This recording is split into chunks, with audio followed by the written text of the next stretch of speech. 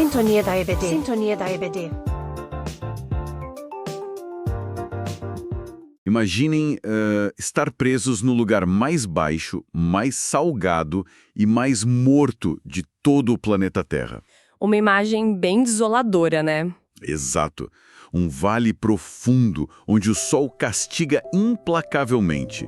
A água evapora quase instantaneamente e, bom, absolutamente nada consegue sobreviver. Um verdadeiro cemitério ecológico. Exatamente. Mas agora imaginem um rio violento e inesgotável, de água doce e pura, colidindo com essa terra devastada, transformando tudo num oásis de vida instantânea. Nossa, é uma quebra de expectativa total. É isso mesmo. Hoje, nós vamos mergulhar fundo numa visão antiga que promete exatamente isso. É um prazer ter todos vocês conosco para mais uma análise detalhada. Sejam muito bem-vindos, pessoal. Nós vamos desbravar os capítulos 47 e 48 do livro de Ezequiel. Textos que descrevem um rio misterioso e uma cidade com um nome, no mínimo, intrigante. E sabe o que torna essa imagem tão poderosa? Não é só a poesia literária, mas o contraste absoluto com a realidade. Para a gente entender o peso dessa visão, nós precisamos sentir a areia do exílio babilônico. O contexto muda tudo. Sim, porque o profeta Ezequiel e o povo de Israel não estavam num retiro espiritual, sabe? Eles estavam na Babilônia vivendo como prisioneiros de guerra. Longe de casa, sem perspectiva. Exato. O Templo de Jerusalém, que era o centro da identidade deles, estava em ruínas. Culturalmente e espiritualmente, eles habitavam um deserto. E é justo nesse cenário de poeira e desespero que surge a promessa de uma fonte inesgotável. Se me permitem, se quem nos acompanha gosta de desvendar a mecânica por trás desses textos antigos, né, e entender como eles moldam a nossa realidade hoje, já deixem um like no vídeo e se inscrevam no canal. Com certeza, isso ajuda demais. Ajuda muito a espalhar esse tipo de estudo mais profundo para mais pessoas. Mas voltando a Ezequiel, tem um texto específico no capítulo 47, versículo 9, que é o nosso texto áureo de hoje. Esse versículo é fascinante. Demais. Ele diz basicamente que toda criatura vivente viverá por onde quer que passe esse rio. Diz que as águas do mar se tornarão saudáveis e haverá muitíssimo peixe. Uau! É uma promessa em tanto. Mas espera aí, vamos fazer o papel de advogado do diabo aqui só um pouquinho. Ezequiel está na Babilônia, o povo está escravizado, subnutrido e oprimido. A situação era caótica. Totalmente. Eles precisavam de um exército, precisavam de alianças políticas, armamento ou de um novo rei para derrubar o Império Babilônico. Por que Deus daria a eles uma visão sobre um rio e algumas árvores frutíferas? É a pergunta que não quer calar. Pois é, isso não soaria incrivelmente desconectado ou até ingênuo diante da crise física que eles enfrentavam ali na hora? Olha, essa é a contradição aparente que torna o texto brilhante. Porque, do ponto de vista humano, a resposta para a opressão política seria o poder bélico. Um exército maior que o da Babilônia. Exatamente, mas Deus está mostrando a Ezequiel a raiz do problema, e não apenas o sintoma. Porque eles estavam no exílio para começo de conversa, sabe? Porque o ecossistema espiritual da nação estava apodrecido. Perfeito. Se Deus simplesmente enviasse um exército, derrotasse a Babilônia e os mandasse de volta para Jerusalém, eles voltariam com os mesmos corações corruptos. E em pouco tempo fariam tudo de novo. Causariam a própria destruição novamente. A visão do rio, ela argumenta que a restauração política ou geográfica é inútil sem uma alteração fundamental na natureza do ambiente. Essa é a nossa verdade prática de hoje, né? O rio de Deus traz vida, cura e restauração, apontando para a plenitude da salvação em Cristo. É isso, o rio não é apenas água, sabe? É uma força vital que reescreve o DNA da terra e do coração humano. Não é um band-aid para uma ferida superficial. É uma transfusão de sangue completa. Nossa, sim! Muda todo o ecossistema. E, aliás, se essa verdade da restauração completa fala ao coração de vocês hoje, comentem aqui embaixo. Nós queremos saber como essa palavra está edificando a vida de quem nos assiste. Muito bom. E isso muda tudo. Não é sobre alterar as circunstâncias em volta do povo, mas alterar a natureza do solo onde eles estão plantados. E para entender como essa mudança acontece, a visão nos leva direto para a nascente desse rio. Que não é uma nascente comum. Longe disso. A água não cai como chuva, nem vem do derretimento de neve nas montanhas. O texto diz claramente que a água flui de debaixo do limiar do templo, do lado direito do altar. É um detalhe muito específico. Sim, e tem um detalhe físico aqui que desafia as leis da hidrologia. O rio cresce exponencialmente sem receber afluentes. Exatamente. Na natureza, um rio só ganha volume se outros rios menores desaguarem nele, ou se tiver muita chuva, né? Mas essa água, ela se multiplica por si mesma. É um crescimento sobrenatural. Totalmente. E a mecânica teológica por trás disso é fascinante. A verdadeira vida, ela não é o acúmulo de esforços humanos. Isso bate de frente com a nossa cultura moderna. A gente é muito obcecado por métodos, né? Demais. Nós já achamos que, se juntarmos a estratégia de marketing correta, o planejamento perfeito e as alianças certas... Os nossos afluentes, digamos assim. Isso, os nossos afluentes. A gente acha que vai fabricar um avivamento ou uma renovação se fizer tudo certinho. Mas o texto insiste que a origem da vida transformadora é singular e exclusiva, não nasce de políticas ou filosofias. Ela emana do templo. Exato, especificamente do altar, que é o lugar de sacrifício e reconciliação. Não somos nós que produzimos essa água. Nós não somos a fonte de forma alguma, somos apenas os receptores. Mas o que me chama muita atenção é como Ezequiel interage com esse rio. Um homem com aparência de bronze, que aponta para uma teofania, a ação do Espírito Santo, vai guiando o profeta. Passo a passo, né? Passo a passo. Ele tem um cordel de medir na mão. Ele mede 1000 côvados, uns 500 metros, e faz Ezequiel entrar na água. E a água bate nos tornozelos. Depois, ele mede mais 1000, e a água dá nos joelhos. Mais 1000 dá na cintura. Até que, finalmente, vira um rio intransponível, onde só se pode nadar. Mas, me tira uma dúvida. Claro. Por que essa lentidão toda? Por que essa figura vai medindo de 1000 em 1000 e fazendo o profeta andar por essas fases? Por que não jogar Ezequiel na parte funda de uma vez para mostrar o tamanho do milagre? Porque há uma pedagogia profunda na forma como Deus nos conduz a perder o controle, sabe?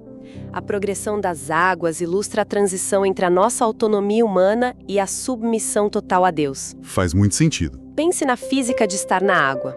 Quando a água está nos tornozelos, a resistência é mínima. A gente ainda dita o ritmo, a direção, nós temos os 2 pés firmes no chão. É refrescante, mas é bem seguro. Exato. Mas quando a água chega aos joelhos, caminhar já exige mais esforço. A correnteza começa a empurrar. Na altura da cintura, o centro de gravidade é afetado. A gente já perde a estabilidade. Dá um certo medo, né? Dá, porque quando o rio se torna profundo demais para dar pé, a gente perde completamente a tração. Para não afundar, nós precisamos nos render à flutuabilidade e à força da correnteza. Caramba! É a diferença entre querer que a presença de Deus apenas, refresque a nossa rotina, mas mantendo os nossos pés bem fincados nos nossos próprios planos. E sermos carregados por um propósito muito maior do que nós mesmos. E a gente resiste muito a essa perda de controle. Desesperadamente. A gente adora a água nos tornozelos. Mas o rio de Ezequiel não é um spa para molharmos os pés, sabe? É uma correnteza feita para nos arrastar para o lugar onde a cura é realmente necessária. E por falar em onde a cura é necessária, nós precisamos olhar para o destino geográfico dessa água. Porque é aí que a visão atinge o seu ápice de improbabilidade. O texto relata que o rio desce para a região de Arabá e entra no Mar Salgado, que a gente conhece hoje como o Mar Morto. O famoso Mar Morto. E a geografia ali, os mecanismos naturais desse lugar, eles contam uma história brutal. Uma anomalia geológica, na verdade. Ele fica numa falha tectônica a mais de 400 metros abaixo do nível do mar. Nossa, é muito fundo. É literalmente o lugar mais baixo da superfície continental do planeta. O Rio Jordão deságua ali, mas como é o ponto mais baixo, a água não tem para onde escoar. Ela entra e fica presa. Sem saída nenhuma. Nenhuma. Adicione a isso temperaturas altíssimas e um clima desértico. A evaporação é tão agressiva que a água vai embora e deixa para trás todos os minerais. O resultado é uma salinidade de uns 34%. É quase 10 vezes mais salgado que os oceanos, né? Exato. É completamente tóxico, nenhuma vida complexa consegue sobreviver ali. A água é espessa, oleosa ao toque, é a imagem consumada da morte acumulada e estagnada. E é exatamente para esse poço de morte absoluta que o rio do templo se dirige de forma violenta e intencional. A água não vai para os jardins suspensos da Babilônia para deixá-los mais bonitos. Ela vai para o esgoto ecológico do mundo. É o evangelho operando de forma visual. Sim. A visão diz que quando as águas chegam lá, o mar se torna saudável. Onde havia toxicidade, agora há vida abundante. O perdão e a graça não evitam a nossa sujeira. Eles fluem diretamente para o ponto mais baixo, mais envergonhado e mais estagnado da nossa experiência. O que mostra é que a transformação que Deus propõe opera por sobreposição e não por diluição. Porque num cenário natural, se a gente joga água doce no Mar Morto, a água doce é rapidamente corrompida pelo sal extremo. Ela perde a força. Mas nessa visão profética, a força vital da nascente é tão absoluta que reverte a entropia do Mar Morto. A graça não é contaminada pelo contato com o nosso pecado. Ela purifica o que toca. Transforma pecadores mortos em novas criaturas. E a evidência dessa transformação é imediata, porque o texto diz que haverá pescadores nas margens de En-Gedi até Eneglaim. Redes vão ser estendidas, vai ter muito peixe, de várias espécies, tipo no mar Mediterrâneo. Além disso, nas margens vão nascer árvores com folhas que não murcham, dando frutos o ano todo.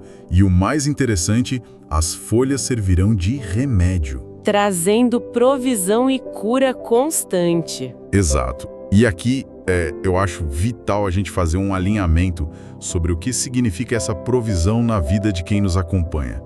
Porque a nossa mente moderna é muito rápida em traduzir provisão e abundância para cifrões, né, para contas bancárias gordas ou sucesso material. É o perigo de lermos a Bíblia com lentes corporativas, sabe?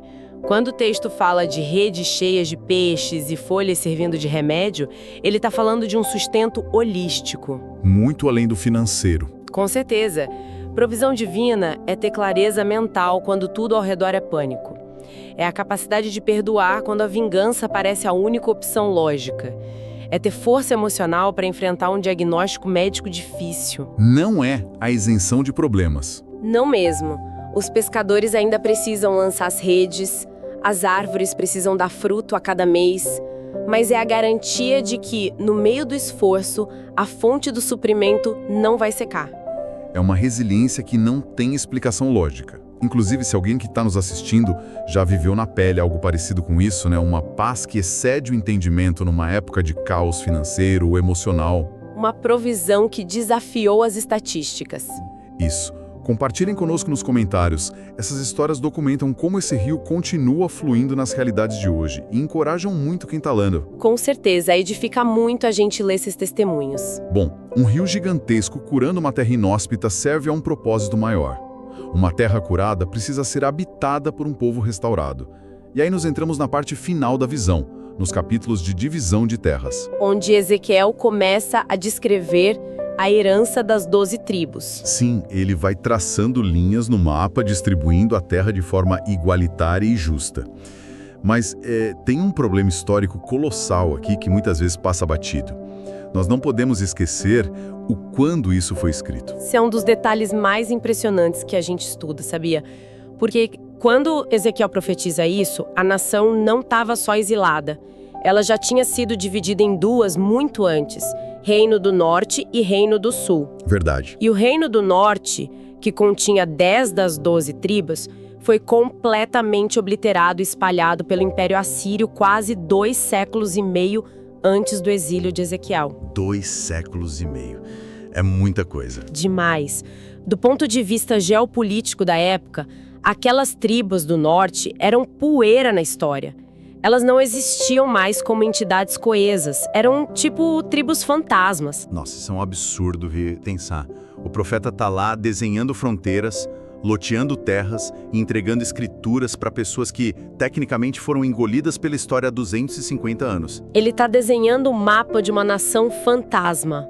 Por que Deus faria ele gastar tempo com isso, sabe? Porque é uma declaração contundente sobre a soberania de Deus sobre os impérios humanos.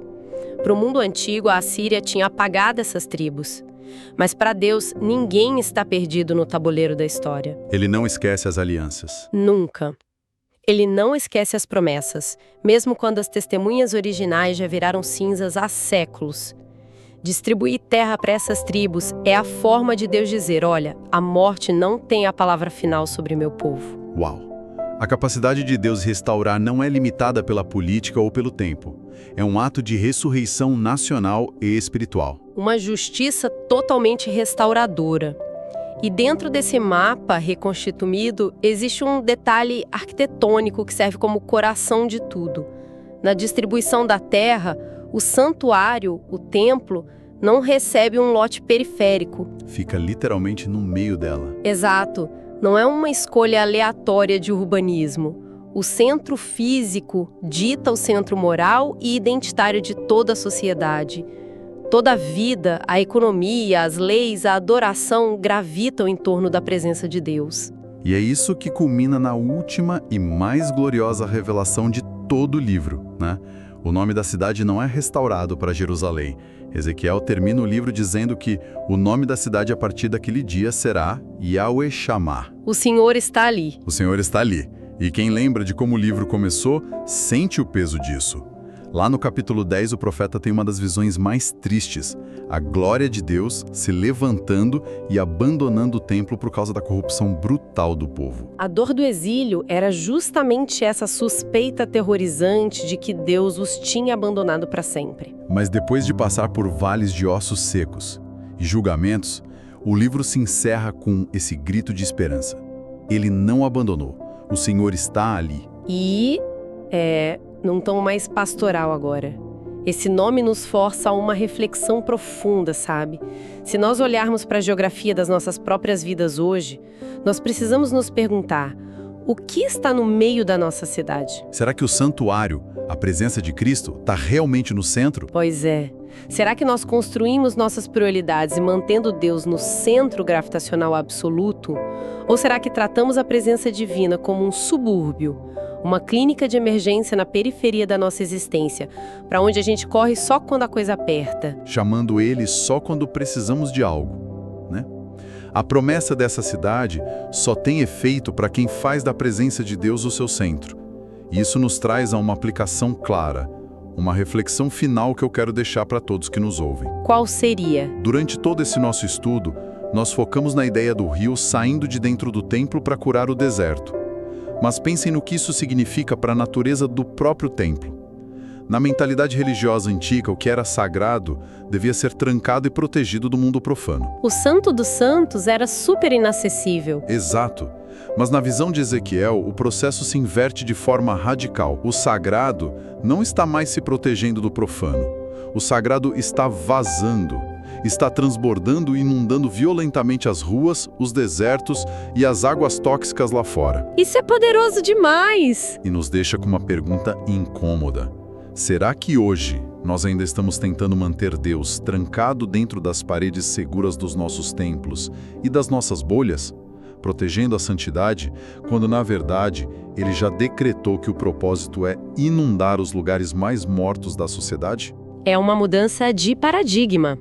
Não somos chamados para ser guardiões de um aquário, sabe? Mas sim distribuidores de um rio incontrolável. Perfeito. É com esse pensamento provocador que nós encerramos o nosso estudo de hoje. Que essas palavras não apenas tragam informação para nossa mente, mas que esse rio desestruture as nossas zonas de conforto e transforme o nosso coração e a nossa caminhada com Deus. Um encorajamento maravilhoso para a nossa semana. Muito obrigado a todos que acompanharam esse mergulho profundo nas Escrituras conosco. Se essa discussão gerou valor para vocês, por favor, lembrem-se de deixar o like, se inscrever no canal e compartilhar esse estudo nos grupos de WhatsApp da igreja e da família. Isso aí, nos vemos na próxima. Um forte abraço a todos, que Deus abençoe e até o próximo estudo.